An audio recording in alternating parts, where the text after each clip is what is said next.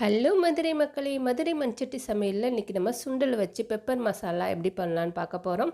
இதுக்கு மண் பாத்திரத்த ஹீட் பண்ணிக்கோங்க. தேவையான அளவுக்கு கடலெண்ணெய் இல்லைன்னா நல்லெண்ணெய் சேர்த்துக்கலாம்.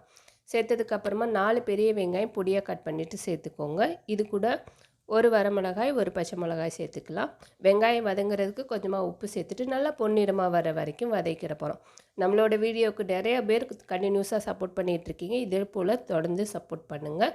இப்போ 1 டேபிள் ஸ்பூன் இஞ்சி பூண்டு பேஸ்ட்டு சேர்த்துட்டு அதே ஒரு 2 செகண்ட் நம்ம வதக்கிடலாம். வதங்கினதுக்கப்புறமா 2 மீடியம் சைஸ் தக்காளி எடுத்திருக்கேன். அதே பொடியாக கட் பண்ணிவிட்டு லைட்டாக மசிகிற அளவுக்கு வதக்கிக்கோங்க. நம்மளோட வீடியோ வந்து ஈஸியாக இருக்கும், அதே போல் நல்லா சிம்பிளாகவும் செய்யக்கூடியதாக இருக்கும். தொடர்ந்து நீங்கள் பாருங்கள்.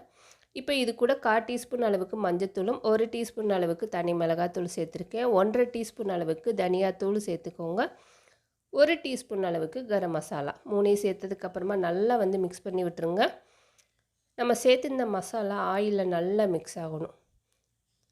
நல்லா கலந்ததுக்கப்புறமா இது கூட நான் வேக வச்ச சுண்டல் எடுத்திருக்கேன். சுண்டல் பார்த்திங்கன்னா ஒரு 8 மணி நேரம் நைட்டே ஊற வச்சிட்டிங்கன்னா காலையில் ரெடி பண்ணுறதுக்கு ஈஸியாக இருக்கும். குக்கரில் போட்டு கொஞ்சமாக உப்பு போட்டு 2 விசில் வர வரைக்கும் வேக வச்சு எடுத்துக்கோங்க. ஏன்னா இதை நம்ம அதிக நேரம் கொதிக்க வைக்க போகிறதில்ல, அதனால் 2 விசில் வச்சு எடுத்திங்கன்னா நல்லா சாஃப்டாக இருக்கும். இப்போ வேக வச்ச தண்ணியை சேர்த்துட்டு நல்லா மிக்ஸ் பண்ணி விட்டுருங்க. ஒரு 10 நிமிஷம் அப்படியே வந்து நல்லா சுருண்டு வரட்டும். இந்த ஸ்டேஜ் வந்ததுக்கப்புறமா இது கூட 1 டேபிள் ஸ்பூன் மிளகுத்தூள் சேர்த்துக்கோங்க. 1 டேபிள் ஸ்பூன் சோம்புத்தூள். சப்போஸ் உங்கள்கிட்ட தூள் இல்லை அப்படின்னா 1 டேபிள் ஸ்பூன் மிளகும் சோம்பும் எடுத்து மிக்ஸி ஜாரில் அரைச்சிட்டு சேர்த்துக்கோங்க. இந்த பொடி சேர்க்காம நல்ல ஒரு மணமாகவும் நல்ல ஒரு டேஸ்ட்டாகவும் இருக்கும். இதை ஒரு 5 நிமிஷம் நல்லா வந்து மிக்ஸ் பண்ணி விட்டுருங்க. அதுக்கப்புறம் கருவேப்பிலை சேர்த்துட்டு இறக்கிட்டோன்னா சூப்பரான பெப்பர் மசாலா ரெடி ஆயிரும். நன்றி மக்களே.